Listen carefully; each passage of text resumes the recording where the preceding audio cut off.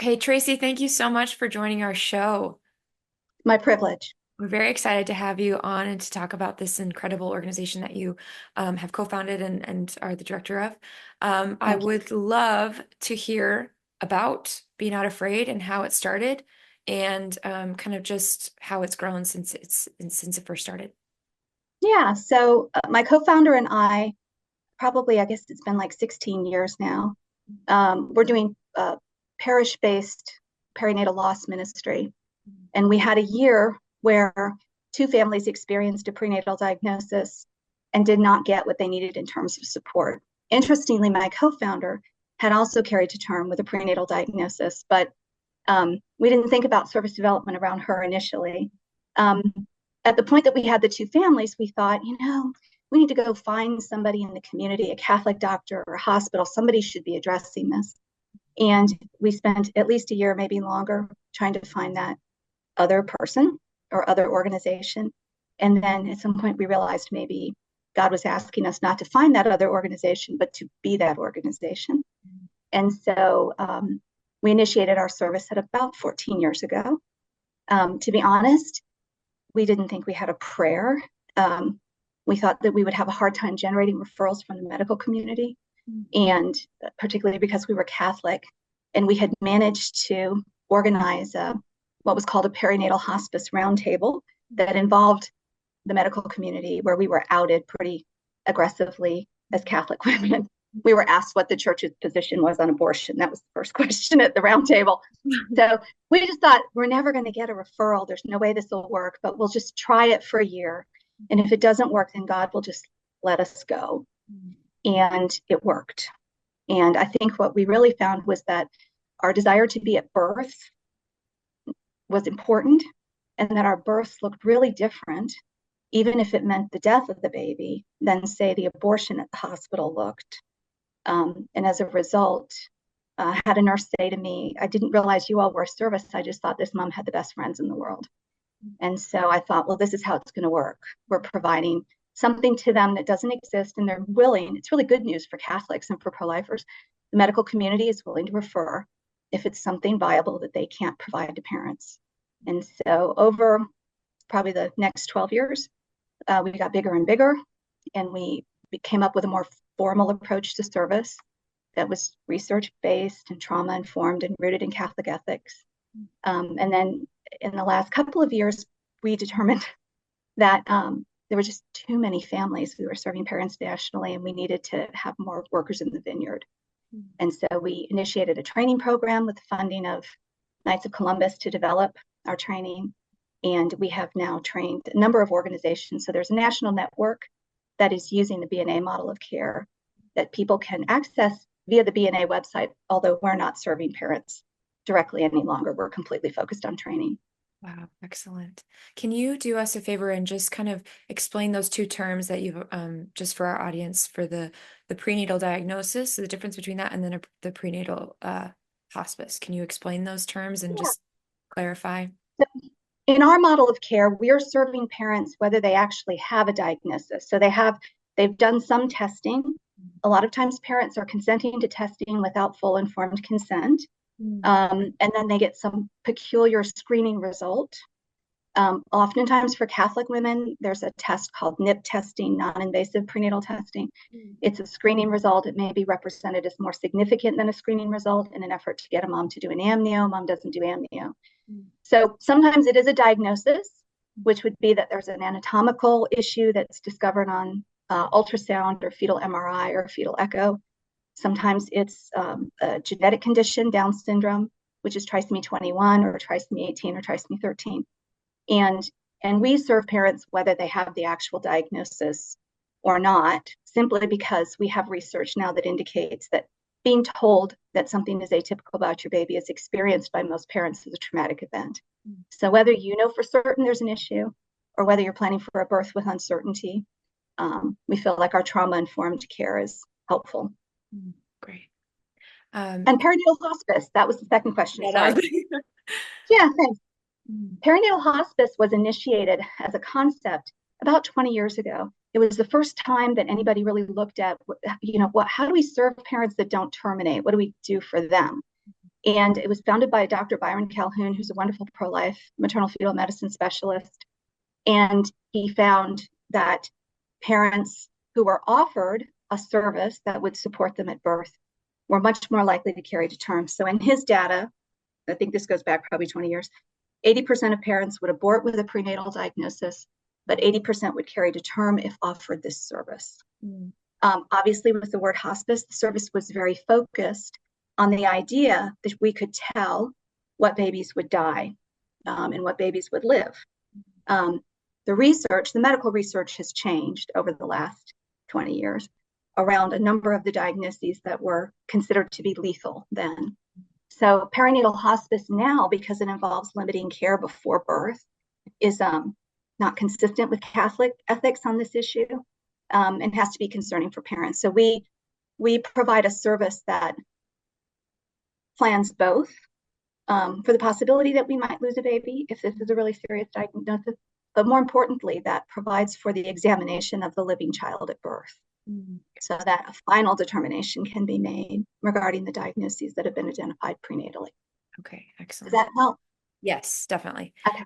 And so when you mentioned like that there are obviously the Catholic families that you serve, but are there other, they're not non-religious probably as well, who just believe.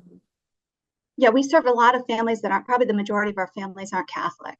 Mm. And the interesting thing is that, you know, when we talk about evaluating the living child with a prenatal diagnosis or a suspected diagnosis at birth, that's called stabilization and evaluation. And most parents, even not Catholic parents, want that option to confirm whatever has been seen and then to maybe have some time with baby. So a lot of our parents, we have a document at our website that's a Catholic ethics document that we worked on with the NCDC, direction for parents, guidance for parents. And a lot of our not Catholic parents will actually use that. Let me just to give you an example. You could have an ultrasound provided by a maternal fetal medicine specialist that determines there's a heart defect. Mm-hmm. That ultrasound might be provided at 12 weeks. Now, you would be offered, in most cases, the option of abortion at that point. That doesn't take into consideration the fact that you haven't spoken to a doctor who treats living children with heart defects. Mm-hmm. That would be a pediatric cardiologist. And the best way to see a fetal heart is called a fetal echocardiogram, which they won't provide to you until you're about maybe 17 weeks pregnant because they feel like the heart is too small to see. Mm. Even then, you might have that test, have that consult with a pediatric cardiologist, and be offered abortion again. Mm. So the reality is you can end baby's life during the pregnancy based on that. But if you carry your baby to term, no pediatric cardiologist will touch your baby based on that fetal echocardiogram. They'll repeat the echocardiogram on the living child because there's always the potential for there to be a difference. Mm. So this is where the idea of stabilization and evaluation becomes really important and is often something parents aren't aware of.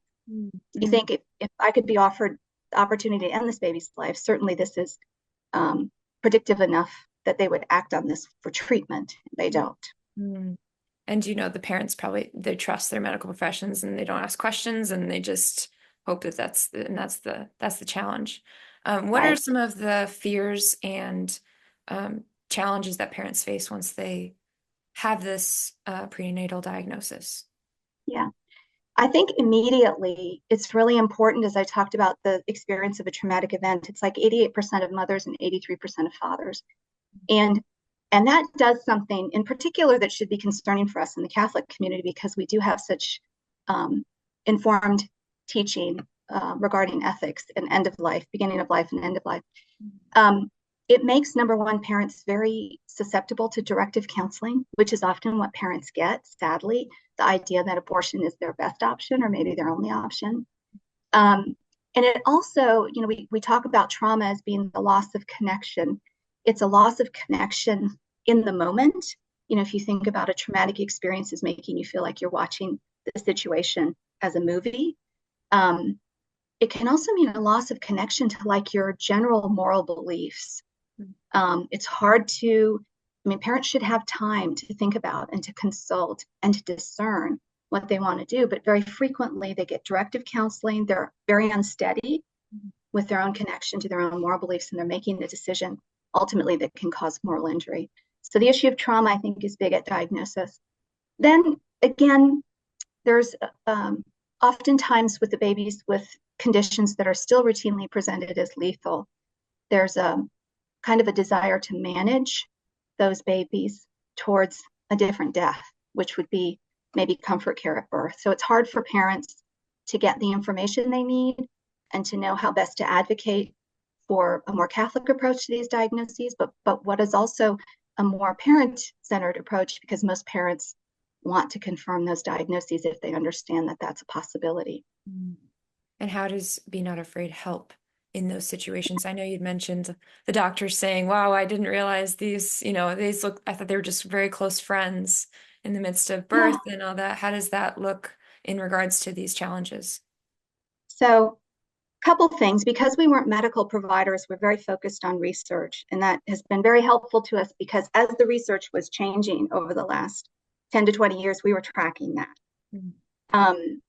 We also were providing trauma-informed care, which focuses on this idea that if loss of connection is what a traumatic event is, then having a connection, having a person who steps into your crisis and is working with you is actually an antidote to trauma. So we're very focused on developing the personal relationship with the parents so that our care can be parent-centered and baby-centered. A lot of times, again, there's the idea that if you've seen one baby with trisomy 13, you've seen every baby with trisomy 13, and the babies can be really different. So we step in with a lot of commitment of time. We're collaborating with parents. We're making certain that they have the most recent research. We're making certain they have informed consent.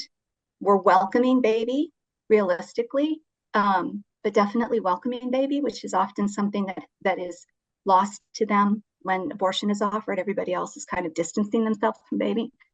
And then we're really working on helping them anticipate the path ahead, like where the next decision points are, what resources might be helpful, and connecting them to those resources. And then again, trauma is like the loss of safety. So we really work on giving them opportunities to feel capable, something called agency.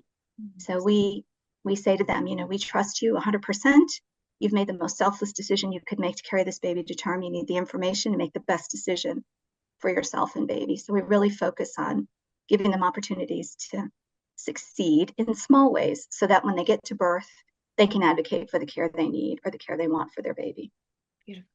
Do you have any anecdotal stories or any stories of how Be Not Afraid has kind of changed, the not perception, but just more of like how you've not influenced, just how you've taken care of this certain what the engagement that, yeah. I think we see it pretty quickly. So our first contact with parents is within about 24 to 48 hours of them reaching out to us. We really try to stick to that 24-hour mark. And the first thing we try to do is schedule a conversation, and we get on the phone with them and they say, tell us what's happening.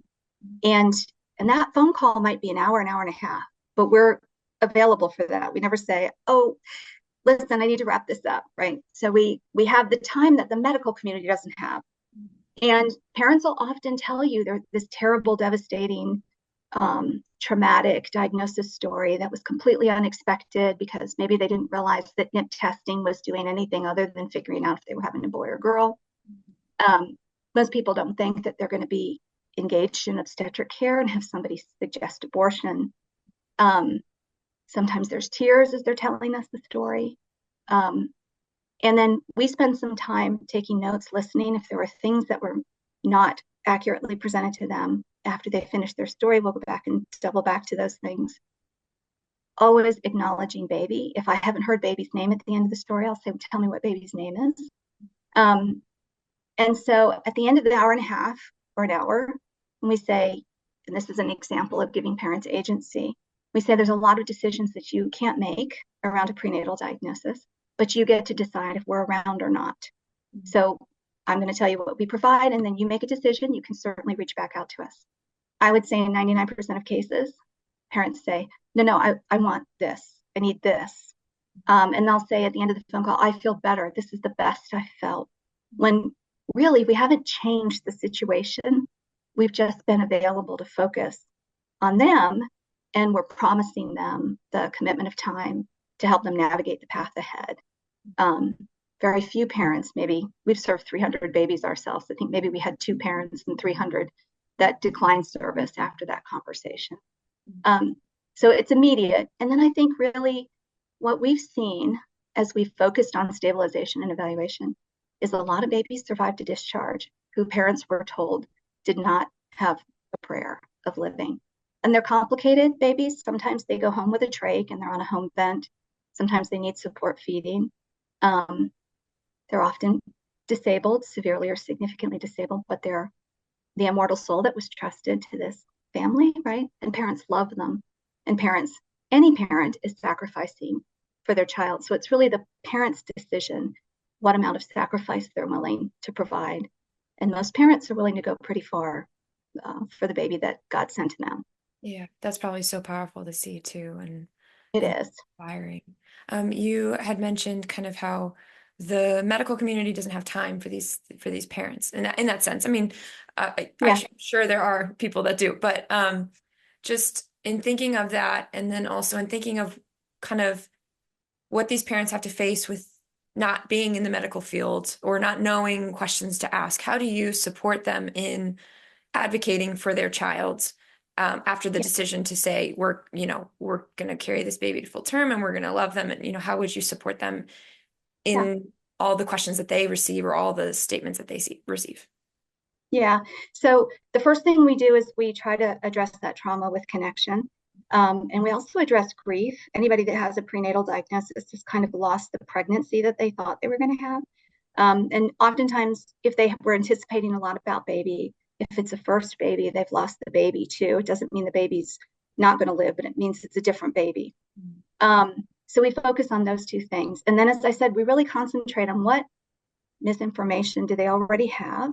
Do they think that the NIP test is diagnostic when it isn't?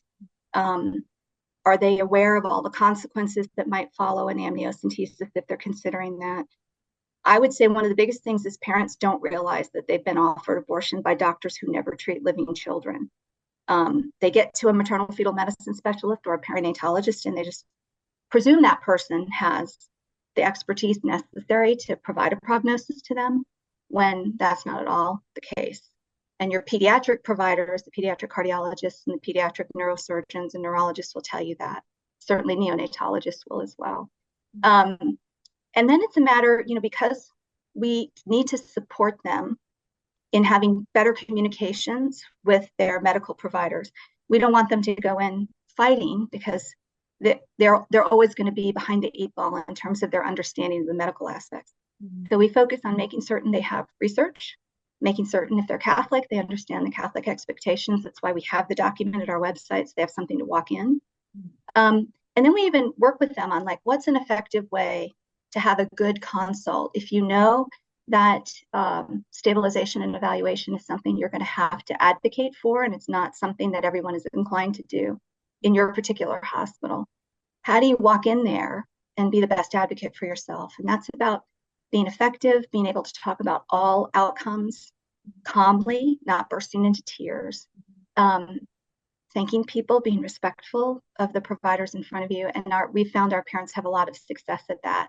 Mm-hmm. So in surveys, 96% of our parents said we improved their communication with their medical providers. Mm-hmm. And I think that's our primary goal in helping them with advocacy, because they need to, because we're not medical and we can't just refer them to a doctor that makes everything perfect. In most cases, they need to be able to bring those providers along with them. Mm-hmm. That's excellent. Yeah, what would you say, how would you, in addition to your support within direct communication with the parents and then how they communicate with the medical field, how would you recommend parents go about creating that network outside of their, outside of you and outside of the medical environment to kind of support them as they go through this journey?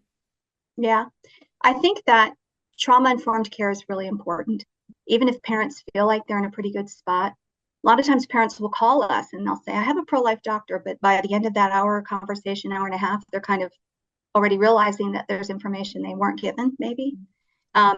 So I do think it's really important. So our service is called parent care coordination. It's like case management support.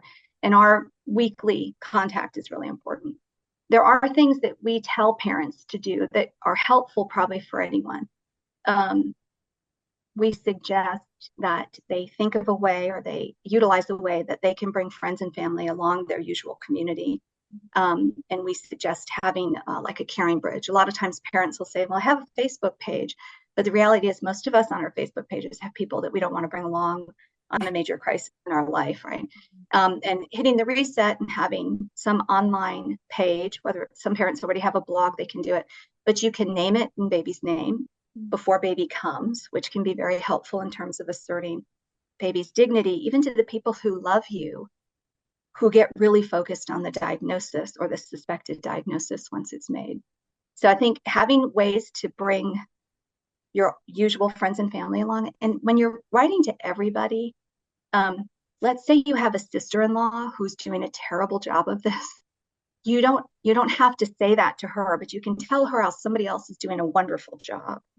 And maybe she'll pick up on that. Likewise, if you have kids, you really need your family and friends to know what the children understand and what the messaging is that's being used for the children so that they don't say something that you don't want them to. Mm-hmm. You also get to tell people what they need to pray for, because a lot of times people are praying for things that are off the mark. Mm-hmm.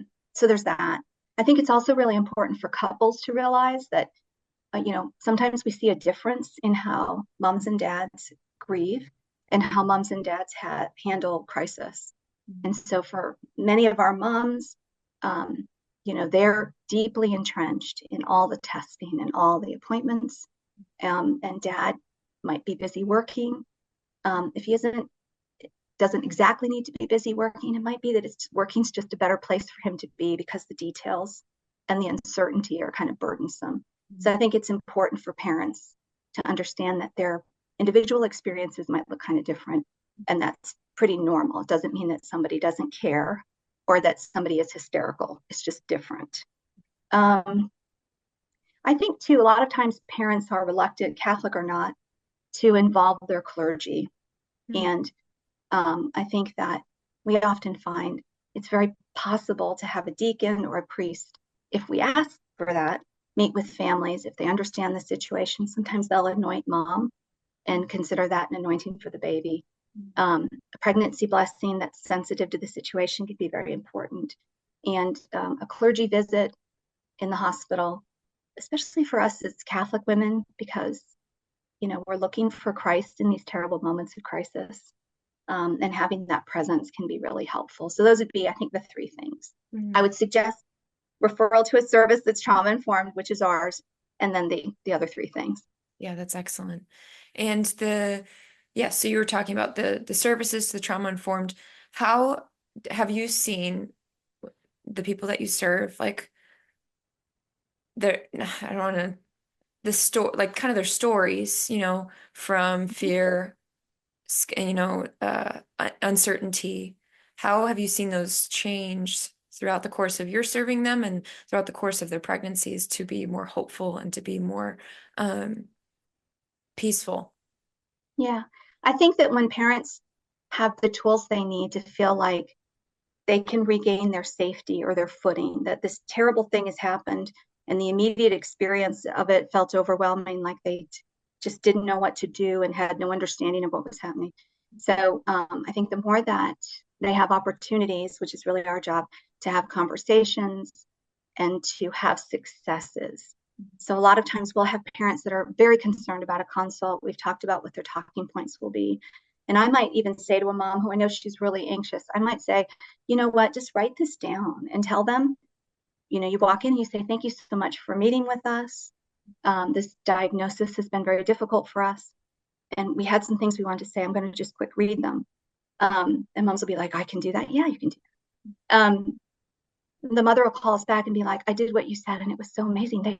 They all thanked me for all the detail we had, and they appreciated the birth plan that I walked in, and that I was so well educated. And so, I mean, part of this is that getting parents ready to meet the best parts of the medical providers in front of them. And ultimately, we find most medical providers will be really flexible and mindful. One of the things that we tell parents to say in those consults is, I recognize that you may not agree with what we have decided we want for this baby, but the truth is, this is the only baby we're going to have this year. And you're going to have 200 babies this year, or maybe more. And when this is all said and done, we have to live the rest of our lives with whatever the end of this story was. And you won't even remember this baby's name. And a lot of doctors will suddenly say, I hadn't thought of it that way. So a lot of times it's just about helping parents find some success. We certainly focus on the idea that the birth is important. It's the next real opportunity for trauma. And we know parents will tell you the birth is better than the diagnosis. A lot of times we think the birth is the trauma or the baby is the trauma, which is why abortion is so routinely offered. But it's really the diagnosis is the trauma, and that parents who are well prepared can have wonderful births. Even if it means baby's dying, they can have very peaceful births because they've anticipated what an end might look like, and they've arranged for the things they need in that experience. And that was not something that they could do around the diagnosis itself. And you've given them time to prepare too, and just Time. to know that they've given everything to that child from Yeah. the start. That's You so know, beautiful. we have some family birth pictures, a lot of them actually, because really we end up welcoming these babies. When we talk about service, these aren't clients, these are parents that we're serving. We're very focused on the pastoral aspects of this. But sometimes when I'm presenting, so often people want to think that prenatal diagnosis, that the answer is misdiagnosis. Oh, there's a lot of misdiagnosis. Or, sometimes babies are born and they don't have whatever was thought that they were going to have. And there's a little bit of truth in that. There's not a lot of misdiagnosis, but yeah, sometimes babies are a little different. They're generally not without some issue if an issue has been identified. So sometimes I'll show like one of our really great birth pictures with mom and dad and a 2-year-old big brother and a baby with anencephaly is the one in particular that I like to share, baby Skylar. And I'll say to parents, what happened between the diagnosis and the birth wasn't a miraculous cure, wasn't a misdiagnosis. What happened was the parents got ready for the reality of the baby that God had sent them, whatever that was. And there's often, anyone who's a parent knows there's tremendous uncertainty when you open up your heart to life. Maybe your baby's healthy, but at 7, they're diagnosed with cancer. Maybe that doesn't happen, but they're a terrible teenager. There's all kinds of things, uncertainty. So these parents have to deal with uncertainty, and that's difficult. But we can all prepare for uncertainty. And we all love the children. God doesn't entrust an immortal soul to you without creating some bonding that's almost biologic, certainly psychological. So it's different when it's your baby. Does that make sense? Yeah, I love that. That was very beautiful. What would you say to, let's say, parents who just found out like a prenatal diagnosis? What words of encouragement would you give them? First, I would say, gosh, I'm so sorry this happened to you. And you really need to think about the fact that there's probably some trauma here, and there's certainly grief. I think also that, chances are obviously abortion's been offered. We probably don't know enough about your baby to have that have been a reasonable offer. So seek support for yourselves, because this is a path. And certainly for Catholic parents, there's the risk to the life, the dignity of the baby by abortion. Then there's the risk to the life of the baby, certain babies with certain diagnoses in terms of limitation of care at birth. And then I would say, because this is about trauma and this is about grief, if you lose your husband, people tell you, psychologists and counselors, people will tell you, don't make any major decisions in the first year, because it's so possible to make a bad decision for yourself. So like, don't clean out all of his stuff and sell the house, move away. You may regret that. So we really talk about slowing down. Oftentimes they leave the ultrasound and they have the induction of labor already scheduled at the hospital for 72 hours later. So we encourage them, slow down. You need to take some time to be first to heal, and then to think about what parenting looks like for you in this situation. And then I think also it's very important that parents understand that the medical community's perspective of baby is different. And it always will be different, kind of because this family's only going to have one first child, one first baby girl, whatever. The doctor doesn't have that same level of connection. And that parents who carry to term never have regret. That's been proven in the medical research as well as in the our own surveys of parents. Parents who terminate oftentimes have regret. And oftentimes it's because, these are the only women post-abortive who are handed a baby.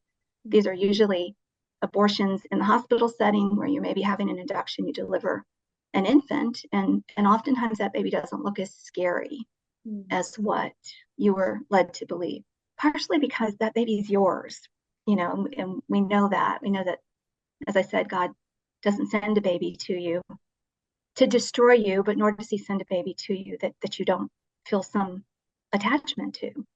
So those are probably the big first things that we would say. One final question for you, and it's how has Mary been a mother to you? So there's lots of ways, but the one that seems most,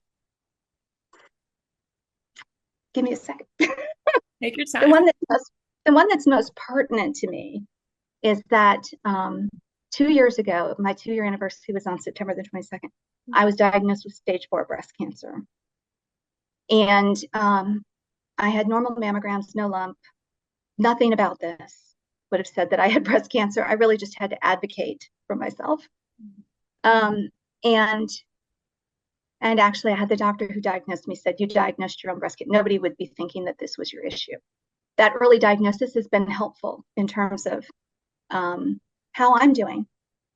The thing that happened was that I was at an international conference at the Shrine of Our Lady of Czestochowa when I started feeling bad. And it was a nursing conference. So I was there with 2 friends who were nurses. So it wasn't like I was sick and I had a fever, but I had 2 dear friends who knew me pretty well. And they were like, something's wrong with you, which was also helpful. And I think it was just being there. I do the morning offering to her every day now because I have no doubt that somehow that was why, the fact that I was there was why it was just caught that way. And the day that I left, the thing that was finally like I hate to say the nail in the coffin of whether I do something or not, was that I had a lymph node in my armpit become swollen as I was driving away from the Shrine of Our Lady of Czestochowa. And that was the source of my diagnosis of breast cancer, was that lymph node. But it wouldn't have happened if I hadn't been at that conference. I might have missed it. I might have been at home. I might have poo-pooed it. There were just a lot of ways in which I think she made certain, if for no other reason, this work, that I got maybe as much time as was possible, even with a terminal cancer diagnosis. That was so beautiful. Thank you. Thank you. She's a good mother. She's a really good mother. I would say too, one other thing, so I have 2 babies that I lost. That was part of my reason for doing loss ministry. And a lot of times, heaven is wonderful. It's great to have heaven for your baby, but it's not where you want your baby. Even the most Catholic person is like, I really just want my baby, right? Sometimes it's very helpful to imagine that you're surrendering this baby to Mary. And her loving heart for this baby understands your longing for this baby, right? She had her own longing. She had her own advent, her own suffering around her child. So sometimes that can make the difference for somebody in terms of being able to turn the page, to imagine you're surrendering that baby to Mary, and then even sometimes to just go sit in front of a Mary statue and cry so that you can share your grief with our mother who holds it so tenderly because she knew her own. Yeah. Oh, wow, you got me. Sorry. That's okay. I don't think I've ever cried at any story, but that's mother. She's a good mother. She's you. a good mother. Yeah. Oh, so thank you, Tracy, so much for sharing all of this beautiful things that you do. Can you give us a little bit more about kind of where our audience can find what the process looks like of maybe if one of our members needs help, how they can find your work? Yeah. They can go to our website, which is benotafraid.net, and there's a parent referral form as well as a contact form there. We are still training organizations. So the Archdiocese of Philadelphia has taken our training and has a parent care coordinator. The Archdiocese of Newark the Diocese of Fort Wayne, South Bend, and then a lot of organizations that aren't Catholic. So we're still looking for orgs to train. And we do respond to parents within about 24 hours of them leaving that parent referral form at our website. Awesome. Perfect. And then do you refer them out to those people that you've trained, or you just discuss it? Okay, perfect. They'll probably have an initial contact with me because I try to get a little bit more information before I make the referral. But then we refer them out to the services that we've trained, and all of which are following Catholic teaching on this issue, because stabilize and evaluation is supported by the medicine, by the research, as well as being, preferred by the church. Truth is truth. Yes, that's true. No matter what. Yep. Thank you so much, Tracy, for being on the show today and sharing this beautiful work and your expertise in this field. Thank you. I really appreciate the opportunity.